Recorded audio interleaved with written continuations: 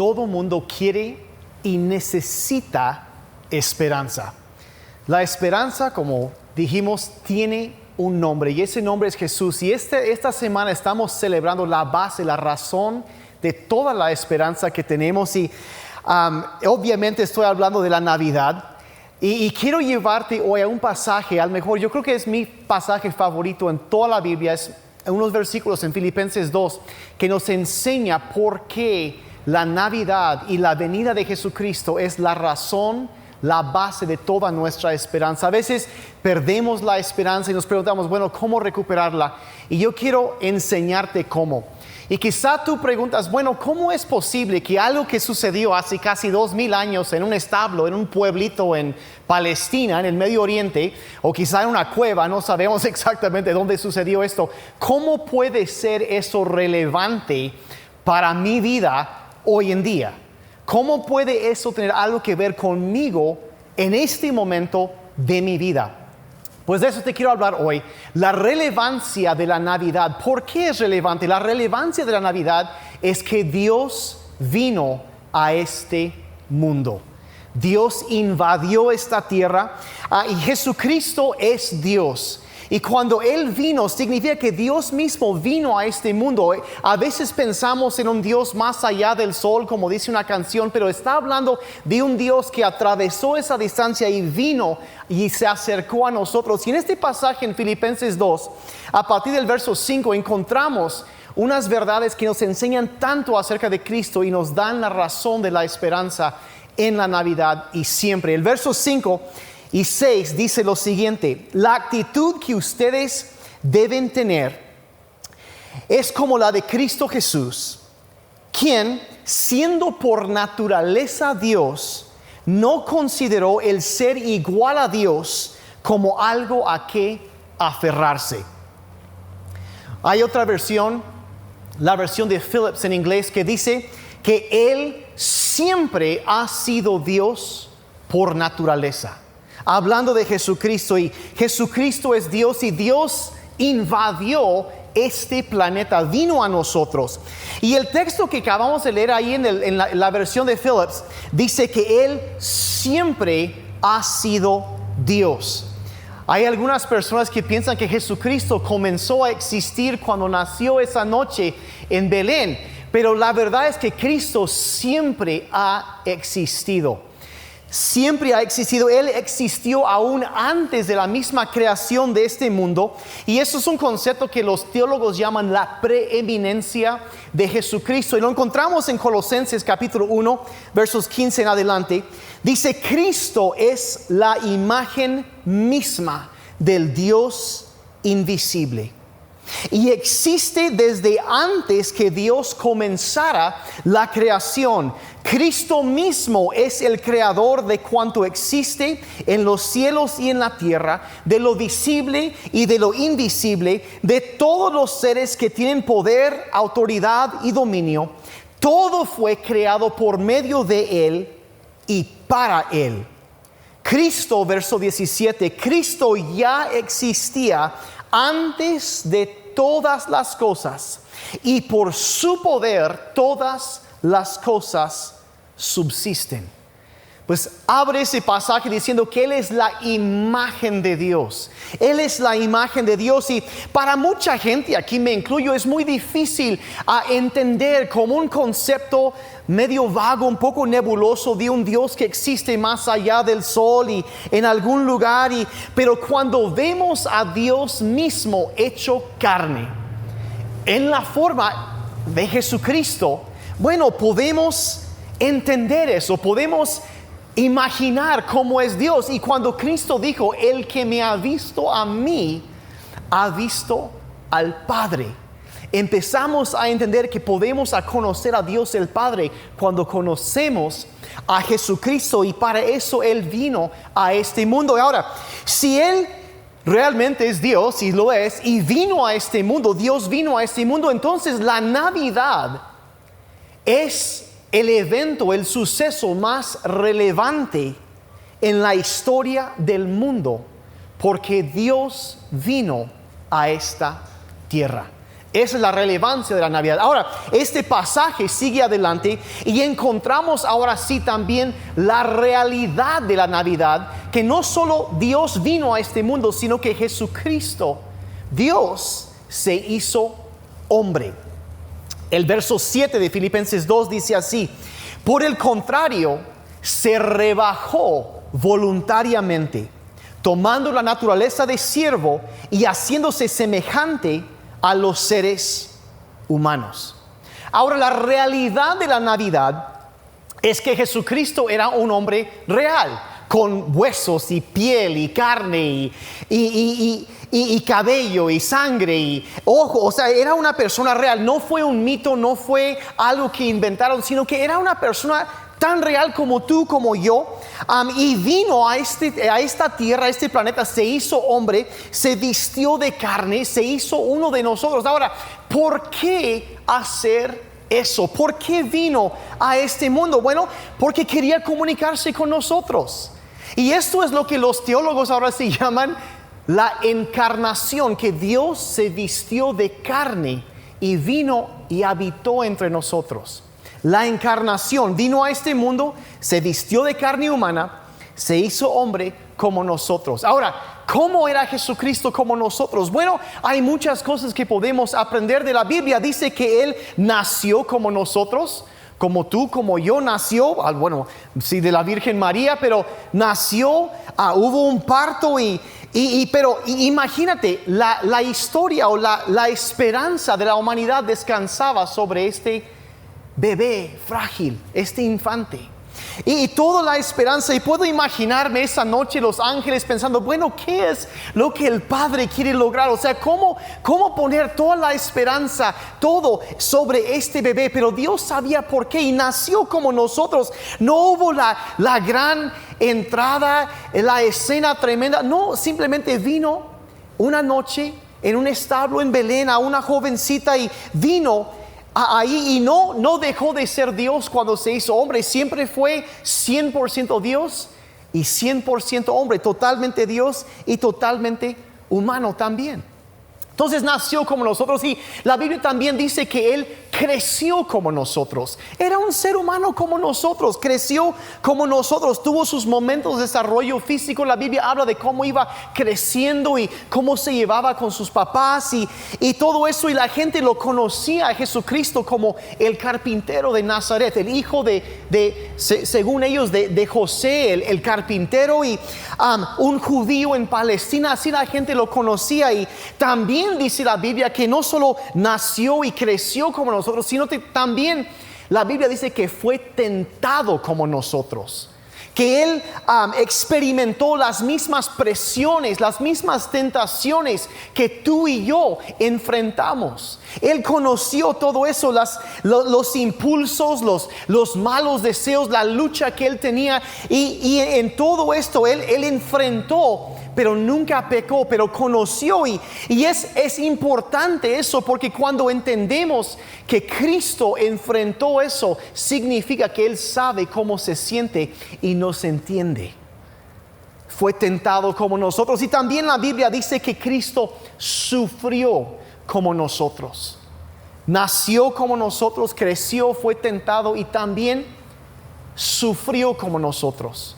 Sufrió muchas cosas, experimentó el dolor, la desilusión, estuvo cansado físicamente, a veces se desanimaba. Hay momentos donde Él lloró, donde Él se deprimió, donde sintió ansiedad, como hemos hablado recientemente, y experimentó el dolor de la traición. Y incluso la Biblia habla de Él 700 y tantos años antes de su nacimiento, y lo describe y dice que los hombres lo despreciaban y lo rechazaban. La gente lo rechazaba a Él. Era un hombre lleno de dolor, dice, acostumbrado al sufrimiento. En Isaías 53:3 dice, es un hombre acostumbrado en sufrimiento. Imagínate que sufrió tanto que se acostumbró a sufrir. Y la gente lo rechazaba. Y alguna vez alguien quizá te ha rechazado a ti. Y Jesús conocía lo que eso cómo se siente, conocía ese dolor. Y a veces pensamos que nadie conoce, nadie sabe lo que se siente, el sufrimiento, el dolor, las luchas que hemos tenido. Pero la verdad es que Jesucristo esto todo lo vivió y lo conoce, y Él sabe cómo se siente. Lo conoce. Fue un ser humano como tú, como yo, pero también fue Dios, 100% Dios, 100% humano. Y Él sabe qué es sentir el dolor que tú has sentido, el que quizá en este momento estás sintiendo, quizá es un momento difícil. Él conoce ese sentir, lo conoce. Y nos enseña que Él conoce las presiones, los dolores, los problemas. Y la Biblia podríamos resumir y decir que Jesucristo fue hecho como nosotros para que nosotros pudiésemos ser hechos como Él. Nos conoce. Y esa es la realidad de la Navidad, que Jesucristo se hizo hombre. Dios vino a este mundo, se hizo hombre. Y el tercer concepto que encontramos en este pasaje en Filipenses 2, encontramos la misma razón de la Navidad. ¿Por qué vino Cristo? Vino para morir. Vino para morir. El verso 8 dice así: al hacerse hombre, se humilló a sí mismo y se hizo obediente hasta la muerte, y muerte en cruz. Ahora, Jesús no se quedó ahí nada más en el pesebre acostado. Él se levantó, creció y fue voluntariamente a la cruz para dar su vida por nosotros, por ti y por mí. Todo eso Él no tenía que hacerlo. Él pudo haber llamado a 10,000 ángeles para que lo rescataran y lo libraran de esa muerte, pero Él escogió no hacerlo. Escogió entregar su vida porque entendía que la razón de la Navidad, la razón que Él vino a este mundo, de tal manera Dios nos amó que dio a su Hijo, y ese Hijo vino para entregar y ofrecer su vida para rescatarnos y pagar la deuda que tú y yo teníamos. Y aunque era una muerte tan terrible, Él se ofreció voluntariamente por nosotros. Ahora, ¿por qué hizo eso? La Biblia dice que entendemos que cuando menos menciona dos razones principales por esto. ¿Por qué fue voluntariamente a la cruz? ¿Por qué entregó su vida así? Lo primero que encontramos en Romanos 5:8 es que lo hizo para demostrar cuánto Dios nos ama. Cuánto Dios nos ama. Dice que Dios mostró el gran amor que nos tiene al enviar a Cristo a morir por nosotros cuando todavía éramos pecadores. Cuando todavía éramos pecadores, y su motivación principal era el amor. Y si tú quieres saber cuánto Dios te ama, mira la cruz. Fíjate en la cruz de Jesucristo. Fíjate en lo que Él hizo, lo que dio por ti. Así te ama, y fue ahí porque te ama. Dio su vida porque te ama, porque me ama. Juan 15, verso 13 dice que nadie tiene más amor que el que da su vida por sus amigos. Quizá alguien entrega su vida por su familia o por sus amigos, pero la Biblia nos dice que cuando aún nosotros rechazábamos a Dios y andábamos en nuestra maldad, allí, aún incluso antes de que naciéramos, Dios mostró su amor por medio de Jesucristo, al morir Jesucristo por nuestros pecados. Fue a la cruz para mostrar el amor de Dios. La segunda razón que encontramos es que fue a esa cruz y entregó su vida para pagar por nuestros pecados. Tus pecados, mis pecados. Ahora, cuando alguien rompe la ley, tiene que pagar las consecuencias.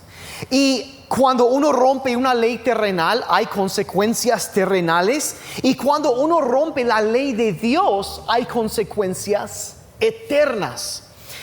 Y la Biblia establece en Romanos 6, verso 23, dice: porque si bien la paga del pecado es muerte, el regalo que nos da Dios es vida eterna a través de Jesucristo nuestro Señor. Entonces está esa consecuencia, pero Cristo vino y pagó la deuda que teníamos con Dios y nos regala su perdón y la vida eterna. Y vean, 1 de Pedro 2:24 dice, Cristo mismo llevó en su cuerpo nuestros pecados en la cruz, para que muramos al pecado y llevemos una vida justa. Cristo fue herido para que ustedes fueran sanados. En otras palabras, de alguna forma sobrenatural, lo que Cristo hizo en esa cruz hace casi 2000 años, hoy sigue teniendo un impacto en nuestras vidas. Y para eso vino Jesucristo y entendemos que yo puedo ser, tú puedes ser totalmente perdonado de todo lo malo que hayamos hecho. Esa es la razón de la Navidad. Cristo vino para morir. Ahora, ¿te acuerdas en la historia de la Navidad cuando los ángeles se les aparecen a los pastores ahí fuera de Belén y les dicen lo siguiente? Les dicen, les ha nacido hoy un Salvador que es Cristo el Señor. Ahora, ¿qué significa un Salvador? ¿Qué significa ser un Salvador? Bueno, yo tengo 2 de mis hermanos han sido entrenados profesionalmente como salvavidas. Y una de las cosas que les enseñó cuando estaban siendo preparados para esto es que cuando una persona se está ahogando, ahí no puedes acercarte a esta persona mientras siguen luchando, porque si lo haces, generalmente esa persona ya está en pánico, se siente que se está hundiendo, y si te acercas a esa persona están golpeando, están tratando de agarrar algo, y si te ven a ti, te agarran, capaz tratan de subirse encima de ti y terminan ahogándote a ti. Entonces se les enseñó que cuando una persona se está ahogando, lo que tienen que hacer es esperar hasta que la persona está a punto ya de hundirse por última vez, cuando ya casi está inconsciente, ya se está yendo. Y en ese momento, cuando ya está inconsciente, ya va de salida, en ese momento entran y lo pueden sacar. Ahora, y lo que les dijeron es que mientras la persona intenta salvarse a sí misma, no se les puede ayudar. Y hay una verdad ahí, que Cristo vino a ser el Salvador de este mundo, pero hay gente que dice, pues yo no necesito un Salvador, yo las puedo arreglar por mí mismo. Pero cuando tomamos esa mentalidad y esa postura, bueno, ahí las voy por mí mismo, no necesito ayuda, ahí es en donde mayor peligro corremos. Mayor peligro corremos, y porque es como ese hombre que se ahoga y piensa que por sus propios esfuerzos puede salvarse. La persona que no se da cuenta que necesita un Salvador es aquel que más lo necesita, pero menos se da cuenta. Y hasta que cuando tú piensas que no necesitas un Salvador, ahí está el problema. Yo puedo por mí mismo, yo puedo. Y la verdad, mira, si no necesitaras un Salvador, Dios no hubiera mandado uno. Si no lo necesitáramos, Dios no lo hubiera mandado. Pero sí lo mandó, y el simple hecho de que Jesucristo vino a esta tierra, despojándose de la gloria del cielo, y se hizo un ser humano, nació como bebé y creció y sufrió dolores, penas y tentaciones, murió en la cruz, dio su vida, significa que tú necesitas lo que Él ofrece. Tú y yo lo necesitamos. La relevancia de la Navidad es que Dios vino a este mundo, partió la historia antes de la Navidad, antes de Cristo, después de Cristo, pero vino como un hombre con carne y sangre y con problemas, con emociones y lágrimas, y que puedes sentir lo que tú sientes y entender lo que has vivido, y porque quiso comunicarse con nosotros, y puedes verlo a Él y saber cómo es Dios. Y esa es la realidad de la Navidad, y la razón de la Navidad es que Él vino para mostrar cuánto Dios nos ama y dar su vida por nosotros, y darnos salvación. Y salvación es libertad de culpa, es libertad de condenación, es ser rescatado de la enfermedad, de la muerte, de todo esto, de la preocupación, ser rescatado de una vida carente de sentido, poder saber que tu pasado se borró, que tu presente está seguro y que tu futuro está en sus manos. Esa es la razón de la Navidad. Y vemos, terminando este pasaje, vemos lo que yo considero de los pasajes más sublimes de toda la Biblia. Encontramos el resultado de la Navidad. ¿Qué produjo el hecho de que Cristo vino, que Dios vino a este mundo? ¿Qué fue el resultado? El resultado de la Navidad es que Jesucristo es el Señor. Y esto lo vemos en el verso 9 en adelante. Jesucristo es el Señor. Vean lo que dice: por lo cual, o sea, como resultado de que Cristo vino y se despojó de la gloria y vino a este mundo y sufrió, vivió todo esto. Dice: por lo cual Dios también le exaltó hasta lo sumo y le dio un nombre que es sobre todo otro nombre, para que en el nombre de Jesús se doble toda rodilla de los que están en los cielos y en la tierra y debajo de la tierra, y toda lengua confiese que Jesucristo es el Señor, para la gloria de Dios Padre. Ahora, a través de toda la Biblia encontramos un principio. Y el principio es que aquellos que se exaltan a sí mismos serán humillados, pero aquellos que se humillan serán exaltados. Y vemos en este pasaje que Jesucristo es la prueba máxima de esta verdad, que Dios le dio el lugar porque Él se humilló y vino y ofreció su vida por amor como siervo. Se puso para servirnos a nosotros, puso su vida. Dios dice que porque lo hizo, dice, le dio el lugar más exaltado en todo el universo. No solo en este mundo, ni tampoco en el mundo, en todo, pero en todo el universo Él fue exaltado. Dice este pasaje, una versión, hasta lo sumo, al lugar más elevado en todo el universo. Fue exaltado y glorificado. Y la segunda cosa que dice, se le dio un nombre. Ahora, en los tiempos de Jesús, el nombre Jesús era un nombre bastante común. Pepe o algo así, algo que es común, y como Juan o Pedro, Pepe. Bueno, y Jesús significa la salvación viene del Señor. Pero era un nombre, como digo, en el griego el nombre Jesús era Josué. Pero era un nombre tan común que ellos tenían que diferenciar. Bueno, Jesús de Nazaret, el carpintero, el hijo de José y María, así lo conocían. Y aunque cuando Jesús nació, los ángeles le dieron varios nombres, le dijeron admirable, consejero, Dios fuerte, Padre eterno, príncipe de paz. Pero cuando este pasaje habla de esto, del nombre que está sobre todo nombre, no está hablando de esos nombres, está hablando de uno diferente. ¿Y sabes cuál es el nombre, el título que se le dio a Jesucristo como resultado de ir a la cruz y dar su vida por nosotros? Se le dio el nombre Señor.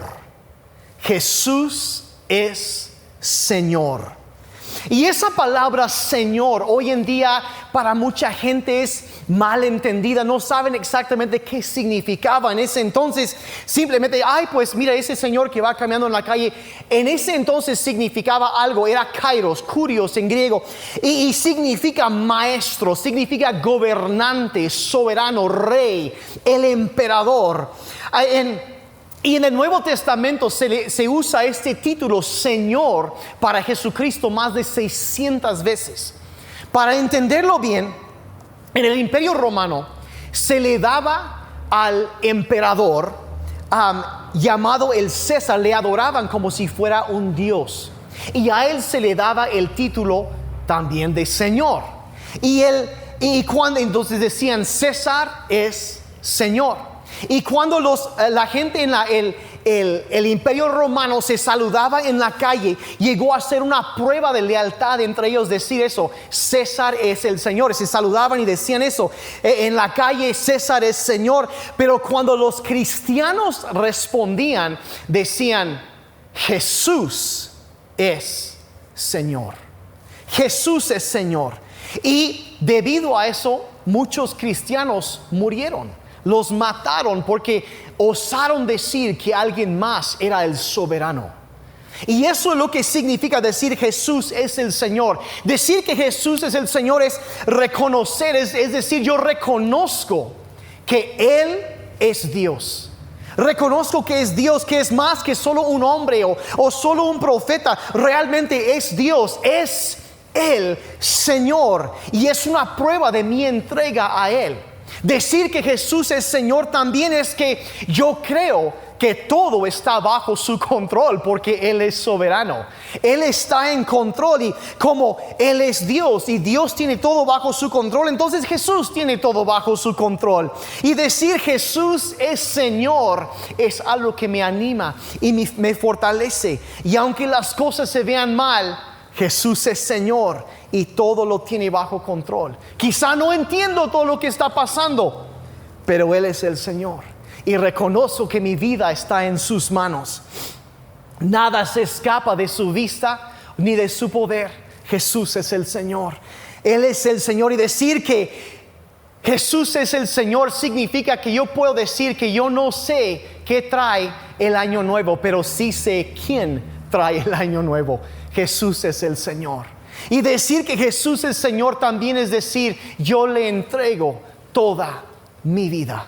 Todo lo que soy le pertenece a Él porque Él murió por mí, me compró y Él resucitó y porque Él ha hecho estas cosas, entonces Él tiene el derecho de decir qué es lo que yo debo hacer, cómo debo vivir. Le entrego y le debo toda mi vida y reconocer eso. Él es el Señor que yo quiero vivir bajo su dirección y nunca debemos hablar esas palabras a la ligera. Romanos 10, verso 9. Dice que si declaras abiertamente que Jesús es el Señor y crees en tu corazón que Dios lo levantó de los muertos, serás salvo. Serás salvo. El poder de la declaración de que Jesucristo es el Señor. Bueno, ¿qué significa ser salvo? Ser un creyente, un cristiano. Significa decir Jesucristo es mi Señor. Yo reconozco que Él es Dios y reconozco que todo está bajo su poder y le entrego toda mi vida. Ahora, este pasaje que acabamos de leer en Filipenses dice que en un momento toda rodilla se va a doblar y toda lengua va a confesar lo que Dios el Padre siempre ha sabido. La verdad de las verdades, la verdad eterna, inmutable, lo que Dios siempre ha sabido, y se declara en la palabra que Jesucristo es el Señor. Toda rodilla se va a doblar y toda lengua un día va a confesar que Él es el Señor. Sucederá. Hay quienes se resisten a esta realidad, pero es la realidad eterna. Es el resultado de Cristo venir a este mundo y ser exaltado. Y en ese día toda nuestra arrogancia, pretextos, argumentos, todo se va a echar abajo. Y la pregunta central, lo más importante en todo eso, no es si vas a doblar tus rodillas y confesar que Él es el Señor, si vas a rendir tu vida y reconocer que Él es Señor. La pregunta no es si lo vas a hacer o si no lo vas a hacer. La pregunta, de acuerdo a este pasaje, más bien es ¿cuándo? Este lado de la muerte, para salvación, donde escogemos doblar la rodilla y reconocer su señorío, su poder, y darle en esta vida la gloria que Él merece. Dijera el erudito de la Biblia, de este lado de la muerte para salvación, o de aquel lado de la muerte en el día de juicio, cuando ya es demasiado tarde y será para condenación eterna, o para salvación eterna ahora, o para condenación eterna cuando ya es demasiado tarde. La pregunta no es si vamos a doblar las rodillas, la pregunta es ¿cuándo? En vida o en el día de juicio. Toda rodilla se va a doblar y toda lengua va a confesar. O lo reconocemos con respeto, con honra, con gloria, con honor, ahora en esta vida, o nos resistimos Y un día nos daremos cuenta que fue demasiado tarde y que nos equivocamos. Toda lengua va a confesar y toda rodilla se va a doblar. Ese es el resultado de la Navidad. Y a veces se nos va la esperanza, a veces se nos pierde la esperanza y pensamos, bueno, que a veces parece que el otro lado estuviera ganando la guerra. Pero Jesucristo sigue siendo Señor. A veces pensamos que ya no podemos aguantar más, que no puedo más con la presión. Jesucristo sigue siendo el Señor. Quizá piensas que tus problemas son demasiado grandes y que no puedes soportar, pero Jesús es el Señor. Y quizá las circunstancias se juntan y las personas te atacan y tratan de derribarte, pero Jesús es el Señor. Quizá nadie reconoce tu trabajo, quizá tu esfuerzo y las lágrimas que has derramado, piensas que nadie lo ve. Jesucristo es el Señor, y hay que decirlo, la esperanza en la Navidad tiene un nombre, es Jesucristo, y Jesucristo sigue siendo el Señor. Dilo cuando estás desanimado, Jesucristo es el Señor. Dilo cuando estás cansado, preocupado, con temores, con miedo por el futuro, Jesucristo es el Señor. Dilo cuando crees que no puedes seguir más, Jesucristo es el Señor. Dilo cuando has perdido un ser amado y no entiendes lo que ha pasado, Jesucristo es el Señor. Cuando necesitas esperanza, dilo, Jesucristo es el Señor. Dilo también, y nunca se te olvide, cuando las cosas van bien, Jesucristo también es el Señor. Cuando estás solo, Jesucristo es el Señor. Dilo en la Navidad, dilo cuando te levantas en la mañana, Jesucristo es el Señor. Cuando te acuestas en la noche, Jesucristo es el Señor. Escríbelo ahí en el chat, Jesucristo es el Señor. Decláralo sobre tu vida, confiésalo sobre tu vida, la realidad, el resultado de la Navidad, que Jesucristo es el Señor, y que sea el tema central de tu vida. Jesucristo es el Señor. Que eso es lo que significa ser un creyente, es que si confesares con tu boca que Jesucristo es el Señor y creyeras en tu corazón que Dios lo levantó entre los muertos, serás salvo. Y esa es la esperanza que tenemos en la Navidad, que Cristo vino a este mundo, vino por amor para dar su vida, el regalo más grande, como vimos en Romanos, el regalo más grande que se ha dado en la eternidad ha sido Cristo venir por nosotros, y Él ha sido exaltado hasta lo sumo, y lo honramos y lo celebramos por encima de todas las cosas, porque Jesucristo es el Señor, el nombre sobre todo otro nombre. Y quizá tú nunca le has invitado a Cristo a venir a tu vida y nunca has recibido ese regalo de la Navidad de parte de Dios, que es la vida eterna, el perdón por tus pecados. Ahí donde tú estás, yo quiero invitarte que en este momento digas que Jesucristo es el Señor, que entregues tu vida a Él, que reconozcas tu necesidad de un Salvador, que no seas como esa persona que se estaba ahogando y en sus propias fuerzas luchando y ahogándose más, sino que ya ríndete y haz hoy la paz con Dios, y de ello te vendrá el bien, dice la Biblia. Confiesa ahora que Jesucristo es el Señor. Si nunca lo has hecho, ahí en tu lugar, cierra tus ojos un momento, donde quiera que estés, cierra tus ojos y dile: Padre Celestial, te pido perdón en este momento por todos mis pecados. Acepto el regalo de vida eterna que Cristo me ofrece. Hazme una persona nueva. Límpiame y lávame de toda mi maldad. reconozco hoy que Jesucristo es el Señor. Él es el Salvador que vino, y yo celebro hoy su venida. Jesucristo, sé mi Señor y el Salvador de mi vida. Lléname con tu Espíritu para que pueda seguirte y vivir para ti. Mi vida no me pertenece, te lo doy a ti como un regalo. Yo recibo tu regalo y te doy mi vida.